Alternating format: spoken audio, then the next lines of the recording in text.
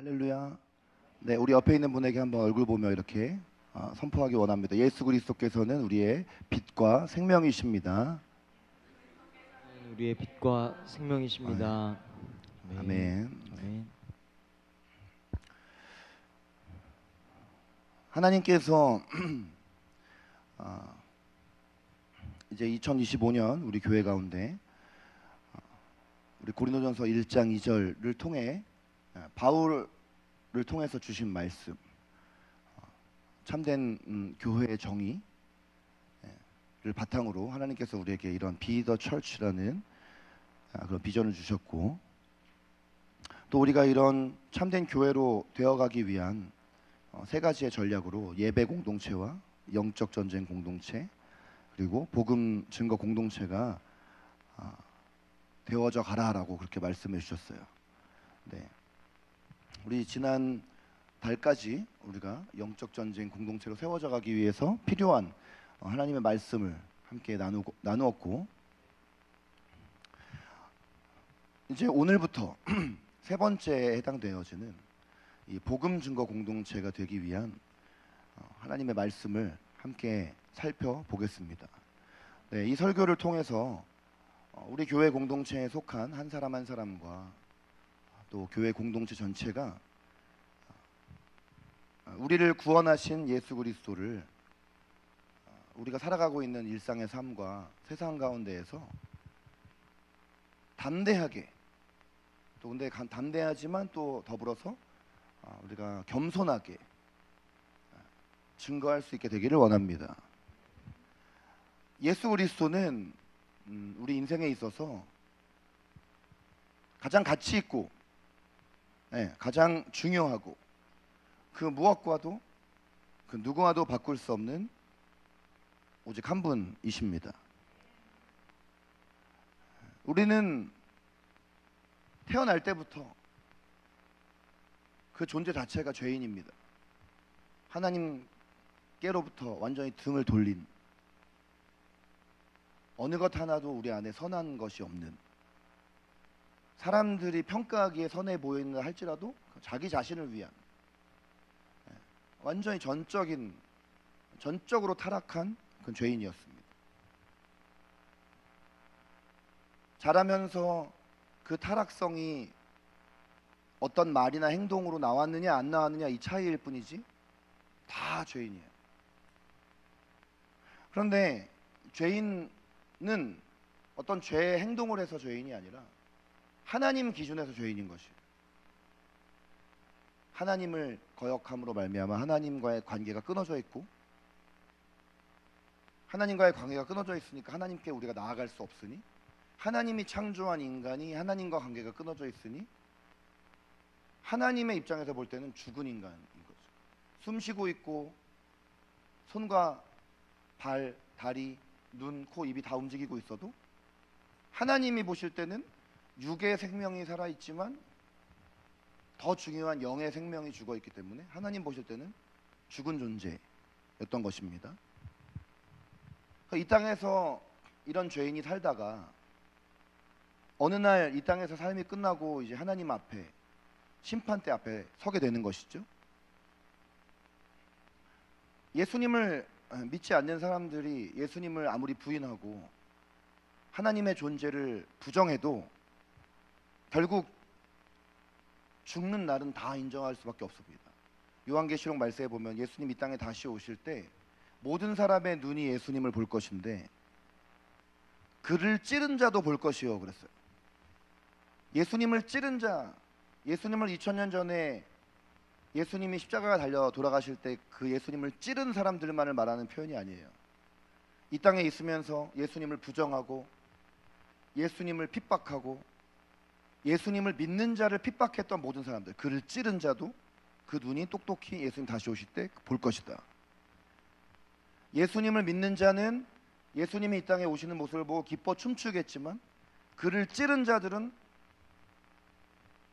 그제서야 하나님을 인정하고 슬피 울며 이를 갈며 영원한 지옥의 심판으로 들어갈 거라는 그런 말씀이에요. 우리도 사실은 예수님을 믿지 않았다면 그런 심판 앞에 설 수밖에 없는 존재였던 것이죠. 그러나 하나님께서는 우리를 사랑하셔서 약 2000년 전에 하나님의 아들 예수 그리스도를 이 땅에 보내셔서 예수님께서 나를 대신하여 십자가에 못 박혀 죽으시고 또 사흘 만에 다시 살아나신 것입니다. 하나님께서는 예수님을 나의 구원자요 나의 주님으로 믿고 고백하며 영접하는 어떤 사람에게 그가 어떤 사람이든 차별 없이 믿기만 하면 예수님을 믿고 영접하고 예수님을 나의 구원자여 주님으로 고백하면 이에 따른 구원의 선물, 하나님과 우리의 관계가 다시 회복되어지는 이 구원의 선물, 그 다음에 우리가 과거에는 죄인이었지만 예수 그리스도로 말미암아 우리를 의롭다고 하시는 칭의의 선물, 그리고 이 땅에서의 삶이 끝나도 우리의 영은 영원히 살고 예수님 이 땅 다시 오시는 날 우리의 몸도 다시 부활하는 영생, 구원과 칭의와 영생의 선물, 이것을 주신 것이에요. 그러니 우리의 삶에 예수 그리스도보다 더 귀한 것이 어떻게 있을 수 있겠습니까? 내가 정말 집착하면서 이것만큼은 내가 있어야 되겠다라고 생각하는 것을 뒤집어 생각해 보세요. 그러면 만약에 내 삶에 예수님이 없으면 어떨 것인가? 내 삶에 정말 내가 간절히 원하는 차가 없어도 예수님이 없으면 살 수 있습니까? 집이 없어도 예수님이 없으면 살 수 있습니까? 먹을 것이 없어도 예수님 없이는 살 수 있습니까? 예수님 없으면, 예수님이 우리 삶에 없으면 살아있으면서도 죽어서도 그것은 암흑인 거예요. 아무것도 없는 것이에요. 그러니까 성경 말씀은 예수 그리스도께서 우리의 삶의 빛이라고 말씀하시고 그분이 우리에게 생명이라고 말씀을 하시는 것이에요. 하나님께서는 1999년 9월에 제가 20살, 하나님의 가장 완벽한 타이밍이었던 예수전도단 화요 모임 예배 드리는 중에 저에게 찾아오셔서 저를 인격적으로 만나주시는 경험을 했습니다. 그리고 그때까지 제가 20년 살면서 20년 중에 한 16년 동안은 꽤 행복하고 만족스럽고 사람들에게 인정도 받는 삶이었지만 20살이 되기 전에 3년의 고등학교 시절은 학교 폭력과 왕따와 대학 입시 실패, 이거 뭐라고 합니까 여러분? 이 세 가지를 뭐라고 하죠? 3종 고난 세트라고 하는. 재미없구만. 노래하는 교회는 흥이 없어. 늘 말하지. 그냥 웃으면 웃는 사람을 쳐다보는 교회. 여러분, 이런 고난이 찾아왔던 이 시절을 하나님 없이 해석해 보면 실패와 저주예요. 차라리 행복하고 만족했던 시절을 없으면 쭉 내 인생이 그냥 내 인생은 그냥 이런 삶이구나 이렇게 생각할 텐데, 그래도 꽤 행복하게 살다가 3종의 고난이 찾아왔다라는 것은 이건 내 인생에 아무리 봐도 이건 실패고 이대로 끝날 것만 같고 이 어떤 굴레에서 벗어날 수 없을 것, 저주로밖에 해석이 안 되는 거예요. 그런데 하나님께서는 예수님을 인격적으로 만나고 나서 완전히 이걸 뒤바꿔 주시는 거예요. 하나님을 만난다고 해서 모두가 이런 경험을 또 하는 것도 아닌 것 같아요. 왜냐하면 아무리 하나님을 만났다고 하는 사람들도 자기의 삶의 상처와 고난을 계속 붙들고 자기 연민에 빠져서 나는 왜 이런가, 하나님 안에서 내 고난을 해석해내지 못하고 해석하려고 하지도 않아요. 사실은 진정한 거듭남이라고 할 수 없는 것이죠. 진짜 예수님을 믿고 거듭났다면 내 삶에 어떠한 상처, 어떠한 고난이라 할지라도 그것은 내 인생을 영원히 묶고 있는 저주가 아니라 예수 그리스도를 믿고 하나님의 자녀가 되었으니 합력하여 선을 이루시는 그 주님의 말씀 아래에서 그 나의 과거를 재해석하고 더 이상 상처나 죄나 저주의 굴레 아래 묶여있지 아니하고 그걸 뚫고 나가서 오히려 하나님을 사랑하고 나와 같은 고통과 상처가 있는 이웃을 품어내는 그런 사람이 되는 것이 진정한 거듭남이고 이게 바로 뭐냐면 부르심이라는 것입니다. 그러면 한번 생각해 보았어요. 내가 만약에 하나님을 만나지 못했다면, 하나님의 부르심을 받지 못했다면 나는 지금 어디서 무엇을 하고 있을 것인가? 아니, 나는 지금 이 세상에 지금까지 이렇게 살아 있을 수 있을 것인가? 답은 그렇지 않다는 것이죠. 여러분에게도 바로 이 예수 그리스도께서는 저와 마찬가지로 그 무엇과도 바꿀 수 없는 가장 소중한 존재이실 것이라고 확신합니다. 이렇게 우리에게 놀라운 사랑과 은혜로 우리를 구원하신 예수 그리스도께, 여러분, 이 땅을 살면서 우리가 그분에게 뭔가 드리는 삶이 되어야 하지 않을까요? 여러분, 최근에 선물 받으셨습니까? 어떤 선물을 받으셨습니까?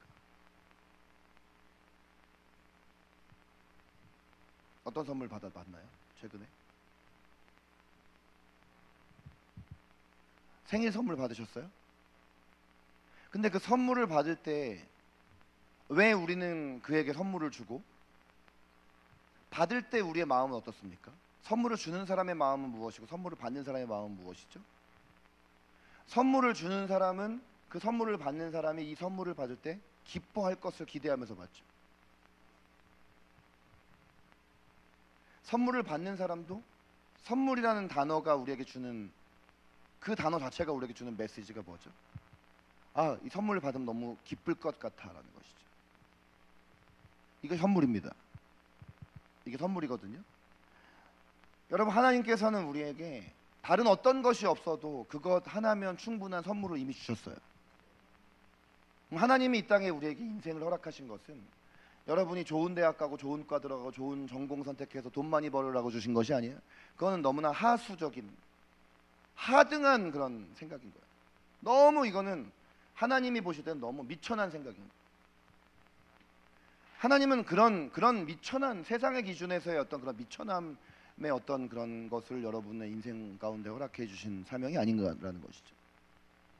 그러면 우리가 주님께 드릴 수 있는 최고의 선물이 있을까? 우리가 하나님의 은혜를 묵상해 볼 때 우리의 시간을, 우리의 재정을, 또 우리가 가지고 있는 어떤 소유에 대해서, 또 우리에게 하나님이 주신 재능과 은사를, 또 우리의 삶에 주어진 것을 하나님께 드려야겠다, 이런 마음이 듭니다. 하나님께로부터 받지 않은 것이 하나도 없기 때문에 그런 마음이 드는 것이죠. 그러나 하나님께서 가장 원하시고 바라시는 선물이 있습니다. 오늘 이제 그 얘기를 하려는 것이에요. 오늘 이 복음 증거 공동체로 우리가 세워지기 위해서 제일 첫 번째 여러분과 나눠야 할 이야기가 바로 여기에 있는 것이에요. 무엇이 하나님의 입장에서 마치 우리가 서프라이즈 선물을 받을 때 우리가 느끼는 그 기분처럼 하나님도 기뻐하실 것인가?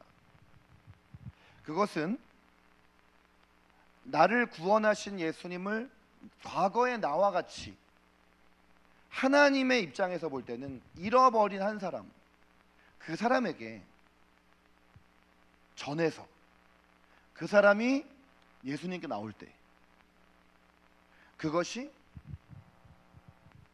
우리가 드릴 수 있는 최고의 선물이라는 것이에요. 예수님께서 이 땅에서 승천하시기 전에 마지막 유언 남기신 내용을 보세요. 마태복음 28장 18절 19절, 그러므로 너희는 가서 모든 민족으로 제자를 삼아 아버지와 아들과 성령의 이름으로 세례를 베풀고 내가 너희에게 분부한 모든 것을 그들로 하여금 가르쳐 지키게 하라. 사도행전 1장 8절에 성령이 너희에게 임하시면 너희가 권능을 받고 예루살렘과 온 유대와 사마리아와 땅끝까지 이르러 내 증인이 되리라. 네, 아무도 저를 따라하지 못한다는 건 암송이 아직 안 됐다. 그러니까 여러분, 예수님이 마지막 유언으로 남긴 말씀이라면 이 말씀이 사실은 예수님 승천하신 이후에 모든 예수님을 믿는 자들에게 모든 예수님의 가르침 중에 단 한마디만 남겨라 하면 이 말을 남길 만큼 중요하니까 이 메시지를 남겼을 거 아니에요. 이게 예수님의 핵심 메시지인 거예요. 예수 그리스도를 믿는 그리스도인이 이 땅에 보냄받은 목적이 바로 여기에 있는 거예요. 여러분의 인생의 목적이 여기에 있는 거예요. 우리가 서로 다른 전공을 가지고 서로 다른 직업을 가지고 살아가고 우리가 삶을 살아가는 모습이 다 사람마다 다르지만 전공보다 중요하고 직업보다 중요한 것은 하나님이 나를 무슨 일에 부르셨는가 하는 것이에요. 이 직업으로 하나님은 뭘 하길 원하시는가? 내가 가진 이 전공으로 이걸로 하나님은 뭘 하라고 하시는 건가?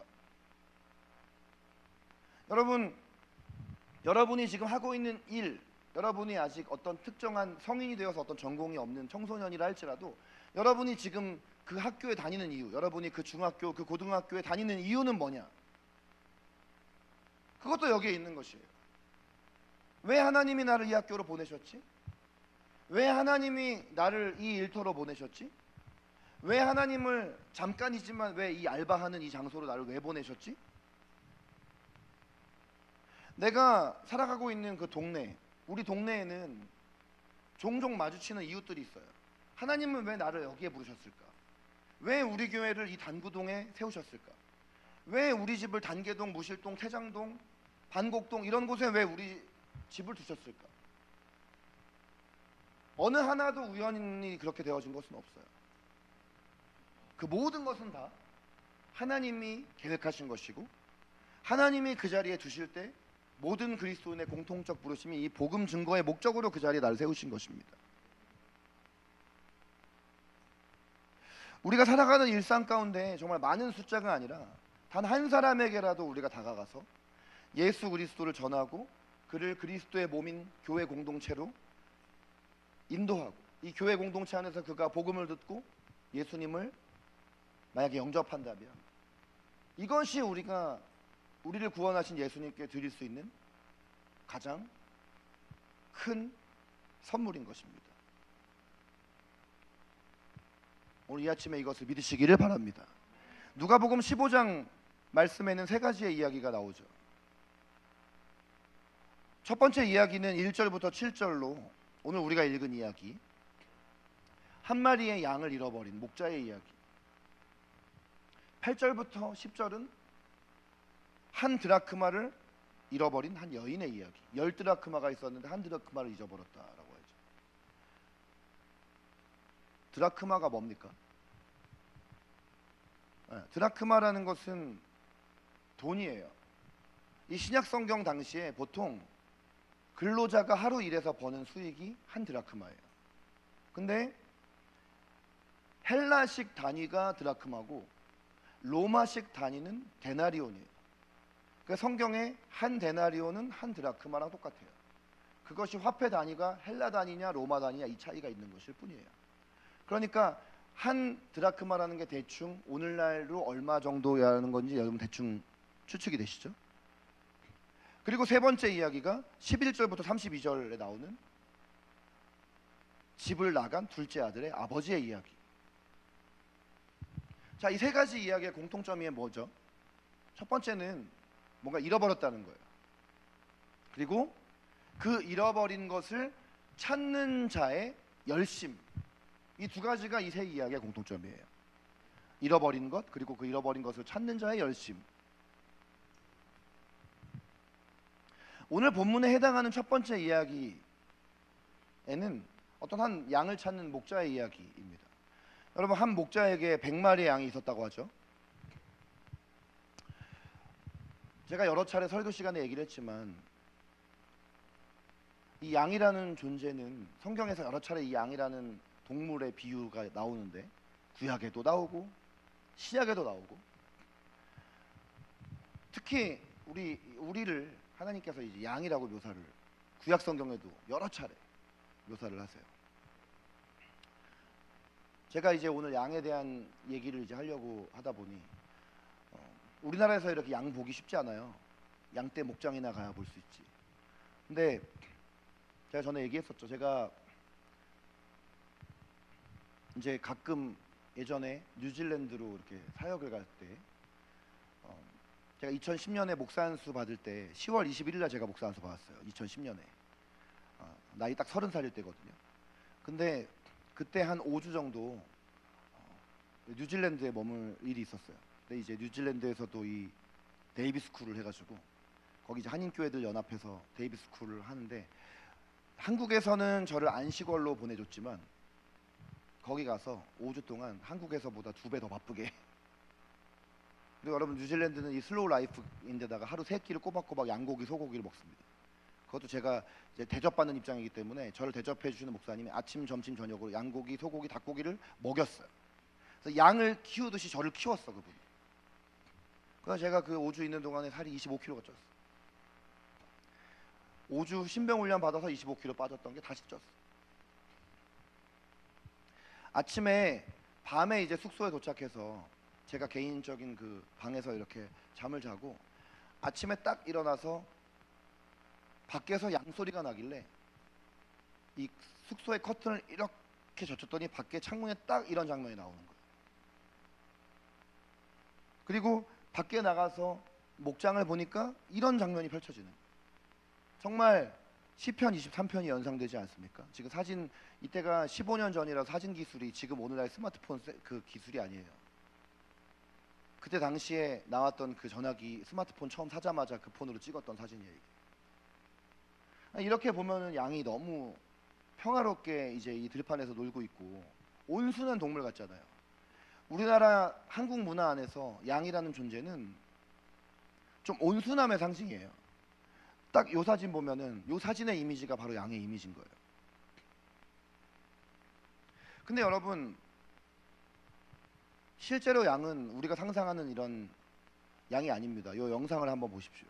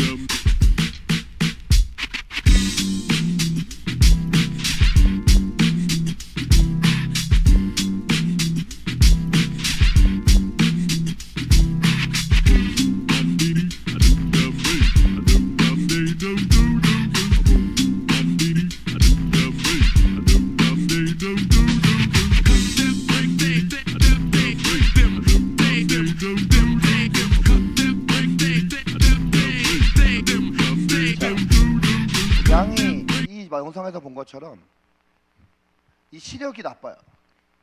그래서 눈앞에서 뭔가 보이고 움직이면은 그것을 따라갑니다. 그 대상이 누구인지 분별도 없이 따라가요. 근데 이런 양의 분별력을 양을 잡아먹는 늑대는 너무 잘하는 거예요. 하이에나는 너무 잘하는 거예요. 그래서 야생 양떼를 교묘하게 이렇게 골짜기로 인도해서 그 좁은 골짜기에다 몰아놓고 잡아먹어요.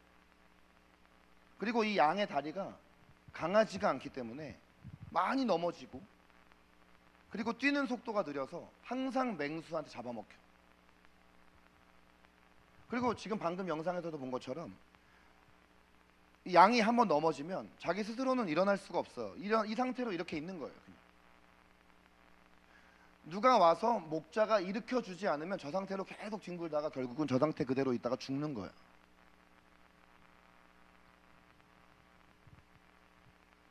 여러분 그 성경에서 양을 우리의 어떤 우리 자신의 모습에 이렇게 비유하기도 하는데 여러분 양이 굉장히 이기적인 동물이에요. 새끼 양이 배가 고파서 이렇게 어미 양한테 이렇게 가서 우유를 얻으려고 다가가면 그 어미 양이 이 어미 양의 입장에서 새끼 양이 자기 새끼인 줄도 모른대요. 그래서 뿌리치고 그냥 가버린대요. 동물 중에 이런 동물이 없어요. 이렇게 이기적이고 멋대로인 그런 동물이 없다라는 것이죠. 그래서 여러분 지금도 이 중동 지역에서 사람을 향한 최고의 욕이 뭔지 아십니까? 양 같은 놈. 옆에 있는 사람에게 한번 그렇게 해보지 않겠지만 앞으로 교회 안에서 말썽꾸러기들에게 우리는 이 양 같은 놈아 라고 성경적인 욕을 하면 좋겠습니다. 이 양 같은 놈이라는 건 뭔 얘기냐? 정말 생각이 모자라고 고집이 세고 남의 말에 귀를 기울일 줄 모르는 사람. 근데 그 표현을 지금 성경에 주님이 기록을 해주신 거예요. 그래서 이사야서 53장 6절에 우리는 다 양 같아서 각기 제갈 길로 갔다라는 말이 죄인인 우리의 모습을 표현한 그런 이야기입니다. 그런데 이 양에게 시력은 발달되지 않았지만 한 가지 발달된 게 뭐냐면 청각이라는 거예요. 그러니까 요한복음 10장 3절에서 5절 말씀을 보니까 양은 이 문지기 목자의 음성을 분별할 수 있는 예리한 청각을 갖고 있어요. 그래서 목자가 자기 양을 하나하나씩 이렇게 불러내면 자기 목자의 음성은 알아듣지만 만약에 목자가 아닌 다른 사람이 와가지고 양을 불러내면 그 음성은 안 듣는다는 거예요. 안 따라간다는 거예요. 양은 철저하게 목자가 없으면 생존이 불가능한 게 양이에요. 자, 오늘 비유의 목자는 100마리 중에 한 마리를 잃어버렸다고 그래요. 자, 누가복음 15장 3절 말씀 다 같이 읽겠습니다. 시작. 어떤 사람이 양 100마리가 있는데 그 중에 하나를 잃으면 99마리를 들에 두고 그 잃은 것을 찾아내기까지 찾아다니지 아니하겠느냐. 아멘. 지금 이 말씀에서 잘 봐야 되는 게 지금 양 100마리가 있는데 그 중에 한 마리 잃었으니 잃어버린 양을 빼면은 지금 울타리 안에는 몇 마리의 양이 있는 것이에요? 네, 99마리의 양이 있는 것이죠. 그런데 이 목자가 한 마리의 양이 울타리를 나갔을 때 어떤 태도를 취했다고 나오냐면 아주 중요한 표현이 이건데 찾아내기까지 찾아다녔다 이랬어요. 따라해 보겠습니다. 찾아내기까지 찾아다녔다. 찾아내기까지 찾아다녔다. 안 따라하시는 분이 3분 정도 있어. 다시 이 많지도 않은 숫자에서 다시 찾아내기까지 찾아다녔다. 네, 제가 왜 3번 따라 읽었냐? 오늘 우리 핵심 말씀 붙잡아야 될 말씀이 이거기 때문에 그래요. 찾아내기까지 찾아다녔다는 거예요. 이 무슨 말이죠? 무슨 뜻이죠? 한 마리의 양을 잃어버렸는데 사실은 지금 울타리 안에 이미 99마리의 양은 건실하게 있어요. 근데 한 마리만 이탈했을 뿐이에요. 근데 그 한 마리를 찾아내기까지 이 99마리를 울타리에 둔 채로, 물론 잘 간수했겠죠. 울타리를 잠궈두고 다 방어막을 다 친 다음에 이 목자는 그 한 마리 잃어버린 양을 찾아 나섰다는 것이죠. 근데 언제까지 이 목자가 찾아다녔냐면 결국 찾을 때까지 찾았다는 거예요. 찾아서 다시 울타리 안에 집어넣을 때까지 찾아다녔다. 오늘 이 비유를 통해서 예수님께서 우리에게 주시는 메시지가 뭐냐? 한 마리가 잃어버려졌으면 99마리는 중요하지 않다 이거일까요? 그게 아니라 울타리로부터 이탈해 잃어버린 한 마리 양을 찾아내기까지 찾아다닐 만큼 한 마리라도 목자는 포기할 수 없는 열심과 열정을 가지고 있다라는 거예요. 그러면 오늘 예수님이 이 말씀을 하실 때 여기 이 성경 말씀에 나오는 목자가 누구냐는 거예요. 이게 바로 하나님이라는 것이죠. 이게 하나님의 마음이라는 것이죠. 한 마리의 양이 울타리를 벗어났으면 그 한 마리의 양이 숫자로는 하나지만 하나님이 보실 때는 이 양은 어떤 존재냐? 아까 우리가 영상 그리고 제가 얘기했던 것처럼 목자가 없으면 그냥 죽는 존재인 거예요. 그냥 죽는 거예요. 그냥 목자 없으니까 죽는 거예요. 그 목자 없이 죽을 수밖에 없는 그 한 마리 양이 죽을까봐 찾을 때까지 계속 헤매 다니면서 그 양을 찾는 거예요. 그리고 결국 찾아내는 거예요. 다시 울타리 안에 넣는 거예요. 이게 목자의 열심인데 이 목자가 누구냐? 하나님이라는 것이죠. 이렇게 목자가 찾아내기까지 찾아다니다가 결국 그 잃어버린 한 마리를 찾았을 때 어떻게 하는지 5절 6절에 나옵니다. 함께 읽겠습니다. 시작.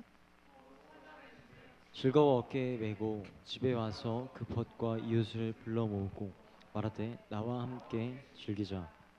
어린 양을 찾아내었노라 음. 하리라. 아멘. 자, 이렇게 찾아내기까지 찾아다니다가 잃어버린 한 마리를 찾았을 때 목자는 어떻게 했대요? 즐거웠다는 거예요. 말할 수 없는 기쁨과 즐거움이 그에게 있었다. 그리고 그 양을 어깨에 메고 집에 와서 모든 친구들과 이웃들을 다 불러 모아서 잔치를 베풀었다는 거죠. 함께 즐기자. 이 한 마리 양이 드디어 돌아왔다. 나의 잃어버린 양을 찾아냈다. 예. 99마리가 있다 할지라도 잃어버린 한 마리 때문에 그 마음 가운데 슬픔과 안타까움이 있었다. 부모님의 입장에서는 왜 항상 자녀들이 여러 형제일 때 그런 말 하잖아요. 네, 열 손가락 깨물어 안 아픈 손가락이 없듯이 여러 자식이 있어도 한 자식이라도 지금 잘못되고 있으면 마음이 아프다고 하잖아요. 하나님께서는 99마리의 울타리 안에 있는 양이 있어도 한 마리의 잃어버린 양이 있으면 그 한 마리의 잃어버린 양 때문에 마음 한켠에 여전히 슬픔과 안타까움이 있다라는 거예요. 근데 찾은 거야. 얼마나 기쁘단 말이죠.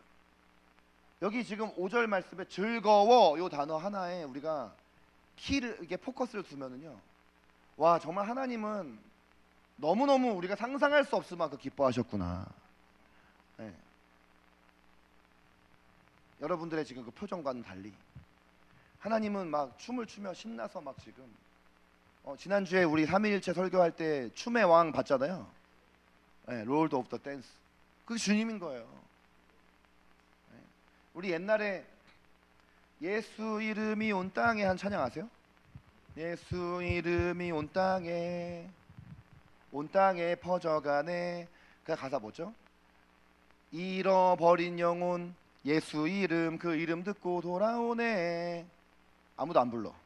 다 같이 불러보겠습니다. 다 같이 1절 1, 2, 3, 4 예수 이름이 온 땅에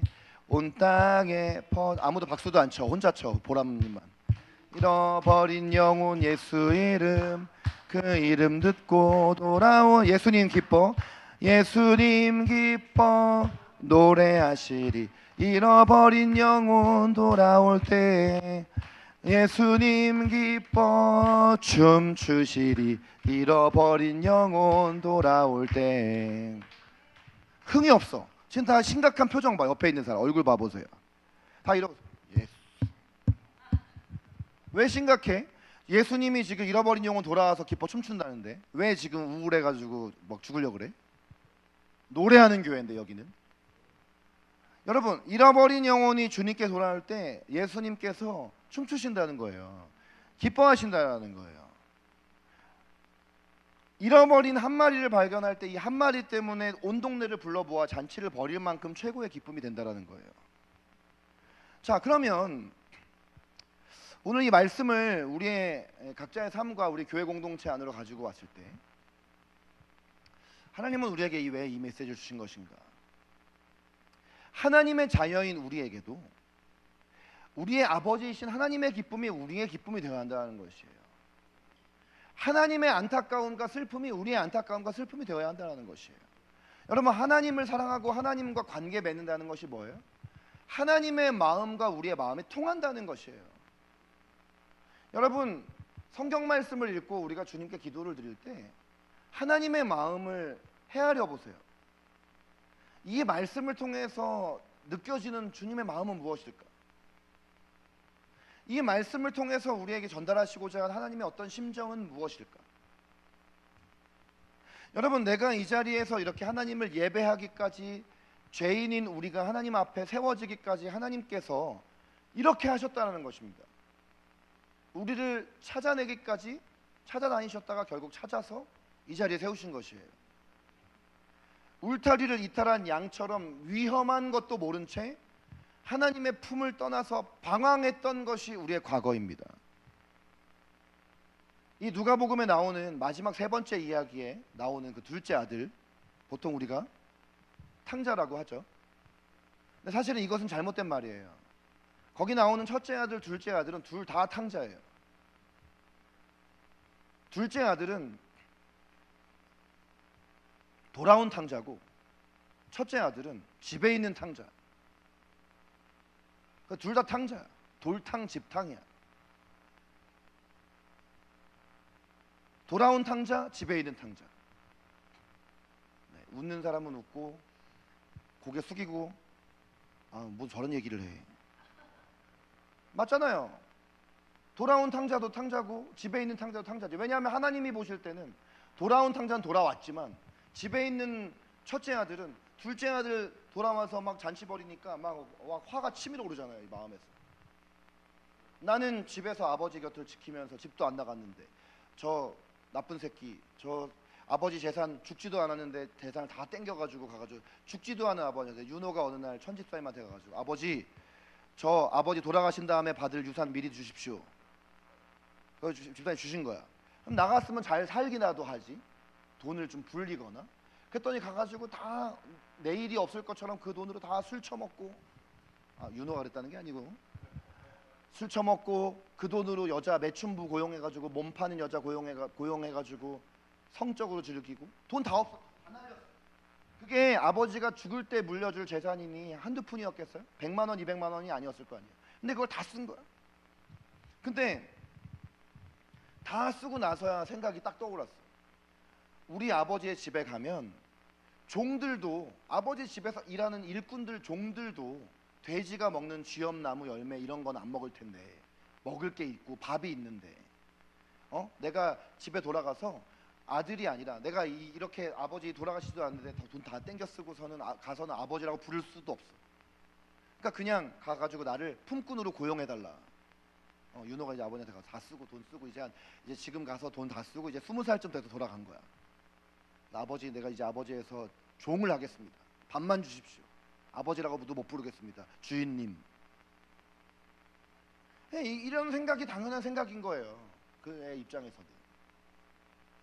근데 아버지의 반응은 오늘 이 잃어버린 한 마리의 양이 돌아왔을 때 반응과 같잖아요. 야, 이 자식아, 뭐 돈 다 땡겨 쓰고 어디라고 지금 이 동네에 들어오냐고 이래야 되는 거 아니에요? 우리는 그걸 기대하는 거야. 우리가 생각하는 어떤 극적인 효과는 당장 내쫓아 버려가지고 얼씬도 하지 마라. 이 원주 반경에도 오지 말아라. 근데 말씀엔 뭐라고 되어 있습니까? 지금 아들이 저기 멀리서부터 오는데도 아들이 막 뛰어 달려갔겠어요? 빨리 가자, 빨리 가서 밥 먹자, 빨리 가서 품꾼이 돼가지고 밥이라도 얻어 먹자 이랬겠어요? 기어올 거 아니에요. 고개도 푹 숙이고 자기 형체도 알아볼 수 없을 만큼. 나갈 때는 돈 많으니까 막 아주 의시되며 나갔겠지. 들어올 때는 거지 새끼로 들어오는 거예요. 그러니까 그렇게 형체도 알아볼 수 없는 아들이 이렇게 저 멀리서 오는데 아버지가 먼저 달려가는 거예요. 막 뛰어가가지고 아들을 자기 품에 안는데 이 더러운 아들이 옷이 막 다 지저분해져 있고 씻지도 않고 완전히 막 아주 돼지 우리에서 나온 아들 같은 아들을 아버지가 끌어안고 집으로 데려온 다음에 어떻게 했다고 합니까? 먼저는 손에 반지를 끼웠다고 하잖아요. 그리고 옷을 갈아입히고 깨끗이 몸을 씻기고 옷을 갈아입히고 오늘 이 비유의 말씀에 나와 있는 것처럼 온 동네 사람들을 다 불러서 잔치를 베풀었다. 근데 중요한 건 그 말씀 한켠에 나와 있는 첫째 아들, 집탕. 집탕이는 뭐라고 합니까? 아니, 아버지 어떻게 도대체 이럴 수 있습니까? 난 아버지 곁에 항상 있었는데 어떻게 이 나쁜 놈이 지금 우리 집에 들어왔는데 이 아들을 위해서 어떻게 아버지는 한 번도 내가 집에 나를 위해서 한 번도 집에서 잔치 벌여준 적 없지 않습니까? 이 얘기예요. 그러니까 집에 들어가지도 않고 그냥 바깥에 서 있는 거야. 여러분, 바로 이런 세 가지의 비유의 말씀을 하신 이유가 되어지는 오늘 말씀의 15장 1절 2절에 답이 담겨 있어요. 여러분, 우리가 때로 이렇게 둘째 아들처럼 하나님 없이 살 수 있을 것처럼 방탕하게 헤매고 다닐 때도 하나님은 우리에게 추적자가 되셔서 끝까지 포기하지 않으시고 찾아내기까지 찾아다니셨는데, 그리고 사실 이렇게 우리가 하나님 앞에 오기까지 나를 하나님께로 이끌어준 어떤 또 목자 같은 사람도 있잖아요. 우리에게는 영적인 목자, 멘토와 같은 사람, 어떤 환경이 또한 있잖아요. 우리로 하여금 하나님을 찾을 수밖에 없도록 몰아갔던 어떤 환경들이 있잖아요. 그런데 왜 하나님께서 예수님을 통해 이런 비유의 말씀을 하셨는가? 1절, 2절 말씀을 보면 뭐라고 되어 있느냐?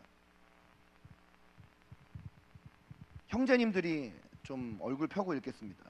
시작. 모든 세리와 죄인들이 말씀을 들으러 가까이 나오니 바리새인과 서기관들이 수군거려 이르되 이 사람이 죄인을 영접하고 음식을 같이 먹는다 하더라. 네, 아멘. 그러니까 여기 말씀에 보면은요, 당시에 유대 사회에서 가장 미움받고 조롱받던 계층이 세리예요. 세리. 왜 세리가 미움을 받냐면 당시에 로마 식민지 하에 있을 때 이 유대인들에게 세금을 걷어서 로마에 갖다 바치는 사람들이 세리란 말이에요. 다 손가락질하, 같은 동족임에도 불구하고 다 저 나쁜 놈 하던 사람이 세리인 것이. 죄인은, 여기 나오는 죄인은 그냥 죄인이 아니라 당시 율법을 어긴 죄인. 그러니까 몸 파는 창녀, 방탕하게 사는 인간들. 근데 예수님께서 오시니까 세리와 죄인들이 다 예수님께 가까이 나와서 말씀을 들으려고 하고 있어요. 그러니까 어떤 일이 벌어지냐면 당시에 종교 지도자였던 바리새인과 서기관들은 이 예수님이라는 사람이 죄인을 영접하고 음식을 같이 먹는다라고 칭찬했대요. 어떻게 했대요? 수근거렸다. 좋은 표현이에요? 비방했다는 얘기예요. 예수님을 비방했다, 비난했다라는 것이에요. 돌아온 탕자로 인해서 잔치를 베푼 아버지를 비난했던 집에 있는 탕자와도 같았다라는 거예요. 오늘 이 첫 번째 비유 말씀으로 이거를 해석하면 한 마리 양 때문에 잔치를 벌일 때 우리 안에 있었던 99마리 양 중에 누가 벌떡 나와가지고, 아니 우리는 울타리 안에 가만히 잠자코 있었는데 저 집 나간 한 마리 양 때문에 왜 잔치를 벌이는 겁니까? 시기하고 질투하고 그런 또 아버지를 비방하고 비난하고 그랬다라는 것이에요. 여러분, 이거를 우리는 꼭 기억을 해야 됩니다. 모든 예수님을 믿고 구원받은 사람은 예수님을 믿고 구원받기 전에는 누구나 다 잃어버린 양이었습니다. 누구나 다 잃어버린 드라크마였고 누구나 다 잃어버린 둘째 아들이었어요. 하나님이 여러분을 창조하실 때보다 여러분은 첫째 아들 같은 사람, 여러분 둘째 아들 같은 사람을 구분해 놓지 않았어요. 예수님을 자신의 구원자여 주님으로 영접하기 전에는 누구나 다 잃어버린 영혼이었습니다. 근데 빨리 구원받았으면 다행인 거예요. 감사한 거예요. 그러면 그 빨리 구원받은 첫째 아들로서의 사명은 뭐냐면 둘째 아들을 집으로 돌아오게 하는 것이에요. 아버지의 마음에 협력하여.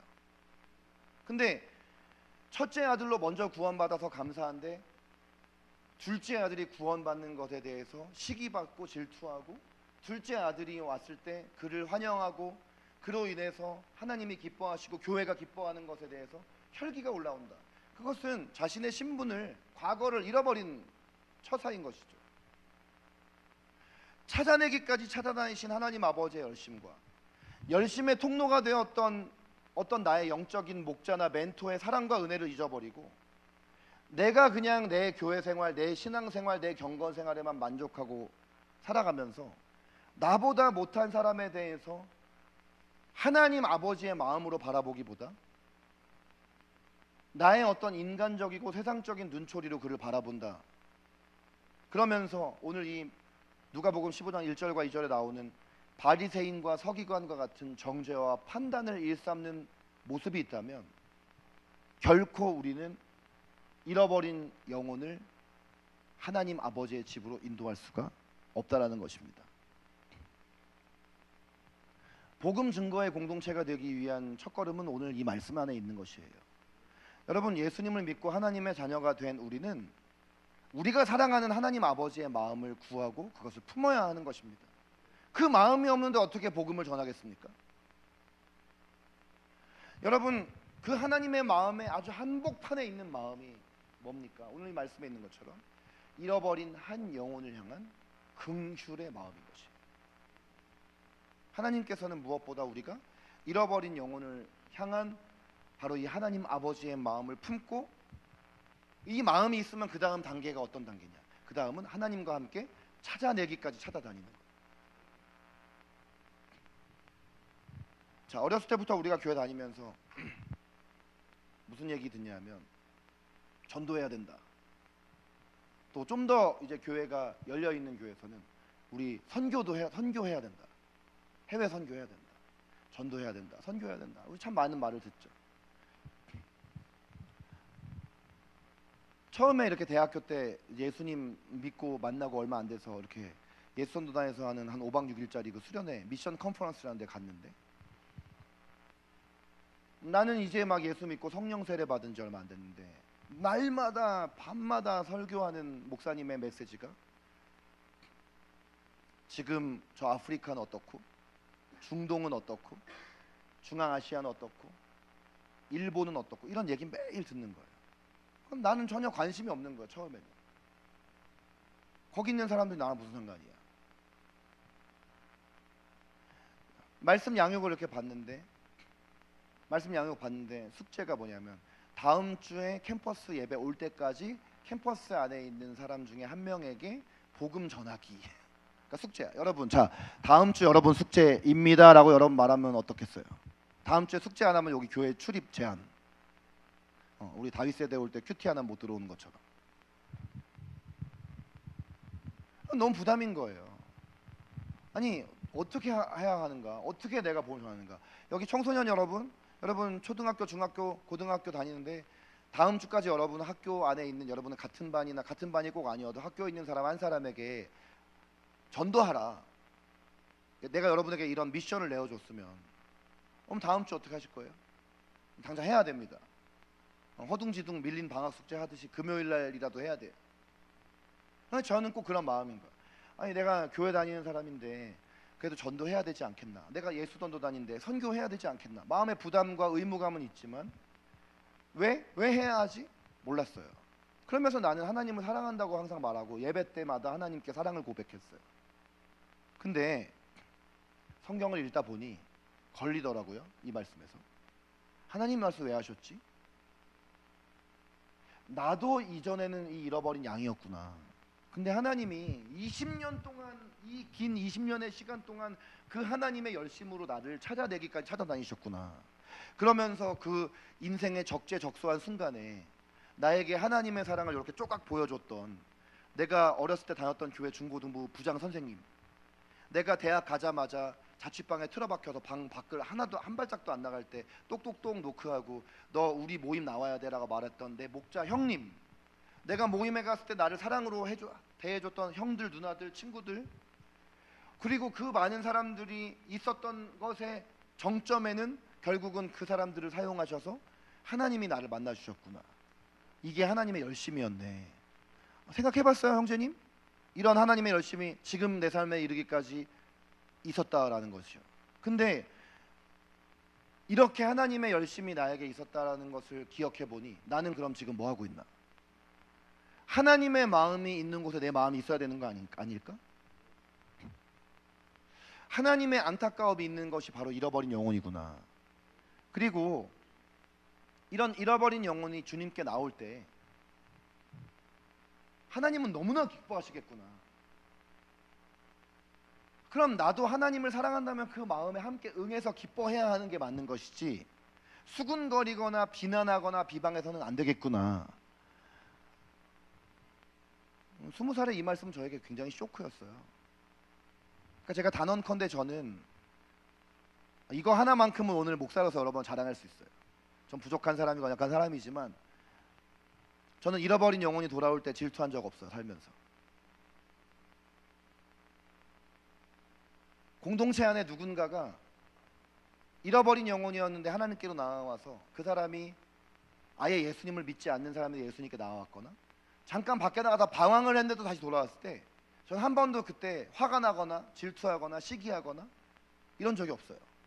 왜냐하면 20살 때 이 말씀이 저에게 레마로 오는 충격을 경험한 다음에는 그런 마음이 제 마음에 들어올 여지가 전혀 없었어요. 여러분, 그래서 제가 이 노래하는 교회를 개척했다라는 거예요. 제가 이 교회를 개척할 당시에 특활반 사역을 하고 보호관찰 사역을 할 때 그 아이들에게 복음 전했을 때 그 아이들이 80%가 예수님을 믿겠다고 일어나서 그 학교 주변에 있는 교회에 그 아이들을 연결시키려고 하는데 그 목사님의 말 너무 충격. 우리 교회 기존 애들이 물을 버립니다. 물이 흐려집니다. 저는 저의 사고에는 그 목사님의 그 말이 저에게는 이해되어지지 않았어요. 저는 이 노래하는 교회 공동체를 지난 15년 오면서도 어떤 정말 잃어버리고 정말 방황하던 친구가 이제 이 교회에 왔을 때 어떤 사람은 왜 그 아이한테는 그렇게 관심 가지면서 우리 아이한테는 관심 안 가집니까? 어른 중에 그런 분도 있었고, 같은 지체 중에도 왜 그 사람에게는 그렇게 그 사람이 왔다고 막 기뻐하고 환영하면서 늘 교회에서 수고하는 나에게는 그만큼의 어떤 기쁨의 셀러브레이션이 없습니까? 라는 이야기 들어봤어. 다윗 세대를 하면서도, 블레싱 재팬 모임에서도 이런 사람들이 어디에나 있어요. 근데 여러분 이걸 아셔야 돼요. 여러분이 정말 하나님을 사랑하고 이 말씀이 여러분에게 정말 내 말하면 그렇게 살면 안 됩니다. 하나님의 마음이 있는 곳에 나의 마음이 있어야 합니다. 그리고 그 마음을 구해야 합니다. 여러분 당장 여러분에게 밖에 나가서 전도해오라고 하지 않아요. 여러분 이번 한 주 동안 우리의 정말 기도 제목이 있어야 돼요. 그게 뭐냐면 하나님의 마음을 품게 하소서. 마음도 없는데 유나야 다음 주에 전도해와, 얘야 주영아 친구들 다음 주에 여기 친구 초청잔치 할 테니까 전도해서 여기 모아와. 그럴 수가 없는 거예요. 여러분 교회가 막 부흥해서 사람들이 교회 안에 모여드는 이유는 프로그램이 아니에요. 어떤 구호 때문이 아니에요. 교회의 가족들이 주님의 마음을 품었기 때문에 그 마음에 폭발이 일어났을 때 그들이 담대하게 복음을 전하는 것입니다. 여러분 이런 관점에서 여러분들이 한번 생각해 봐야 될 것이 있어요. 내가 아무리 복음을 전하려고 해도 내 주변에 복음 전할 사람 없습니다. 이런 사람이 있어요. 저는 일주일 살면서 만나는 사람이 없어요. 뭐 교회 사람들 정도밖에 내 주변에 복음 전할 사람이 없습니다. 여러분이 이렇게 단정짓는 이유는 뭐냐면 우리 마음 가운데 마치 바리새인과 서기관들이 세리와 죄인에 대해서 편견과 선입견을 가졌던 똑같은 편견이 작용하기 때문이에요. 지금 여러분 집에서 함께 살고 있는 가족 다 지금 교회 나오고 있어요? 여러분의 친척들 다 지금 예수님 믿고 있어요? 여러분들이 한 주 동안 살면서 알바하는 곳에서, 캠퍼스에서, 직장에서, 아니면 여러분의 과거 어떤 초등학교, 중학교, 고등학교, 대학교 친구 중에서 여러분이 그 당시에 정말 친밀하게 지냈던 사람들 다 지금 복음을 듣고 교회 다니고 있어요? 아니잖아요. 근데 여러분의 마음에 어떤 편견이 자리 잡느냐? 아, 걔는 안 돼. 그러면서 합리화하는 말. 하나님이 모든 것을 예정하셨다면 걔는 하나님이 태초 이전부터 복음 믿지 않기로 작정되었을 거야. 이런 거짓된 생각을 하는 거예요. 물론 하나님은 모든 구원받을 사람을 예정하십니다. 그러나 우리가 알 수 없게 하세요. 어느 누구도 알 수 없어요. 우리가 천국 가기 전까지 우리는 누가 구원받을 사람인지 누가 구원 못 받을 사람인지 아무도 예정할 수 없습니다. 만약 여러분 주변에 어떤 사람이 야 어느 누구 아무개는 하나님이 그냥 지옥 보내기로 예정한 사람이야, 그냥 포기해, 이런 말 하는 사람이야말로 거짓 선지자인 거 아셔야 돼요. 그리고 사실은 그렇게 말하는 사람이 말하고 손가락질하는 바로 거기에 우리의 복음 전도의 방향이 있어야 하는 것입니다. 여러분 살면서 여러분이 계속 하나님으로 인해서 충격받는 삶을 사실 거예요. 아, 하나님은 정말 이런 사람도 구원하시는구나. 하나님은 정말 이렇게 강팍한 사람도 하루아침에 하나님 앞에서 뒤집어지게 하시는구나. 아무리 과거에 허랑방탕하게 둘째 아들처럼 살던 사람이 첫째 아들이 오히려 부끄러울 만큼 하나님이 사용하시는구나. 이런 충격이 계속 우리의 삶에 연속되어질 것입니다. 그러면 여러분이 그 마음 내려놓고 보면 아, 정말 내 주변에 복음을 들어야 이런 많은 사람들이 있구나. 나를 통해서 하나님의 사랑을 알아야 될 이렇게 많은 사람들이 있구나. 여러분 수첩에다 적을 수가 없을걸요? 숫자 매기기 시작하면 1번, 2번, 3번, 100번, 120번까지도 갈걸요? 근데 그렇게까지도 여러분 기대하지 않습니다. 한 영혼이라도 품으십시오. 왜? 하나님의 입장에서 하나님의 슬픔이 그에게 있기 때문입니다. 만약 여러분의 가족이라면 여러분 부모님이지 않습니까? 형제 자매이지 않습니까? 자녀이지 않습니까? 여러분, 그가 교회를 다니고 있어도 예수님을 영접하지 않았다면 잃어버린 영혼입니다.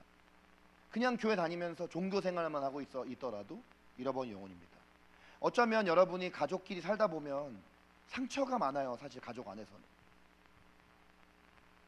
이 상처가 너무 커서 심지어는 막 이게 미움이 되고 증오가 되는 경우도 있어요. 혐오가 되는 경우도 있어요. 근데 여러분 마음에 증오와 혐오와 미움을 품고 살아가면 그 마음이 결국 여러분을 망칠 것입니다. 주님을 떠나가게 할 것이에요. 오히려 그 미움과 증오와 혐오와 분노를 없애려고 노력하지 말고 주님의 마음을 구하십시오.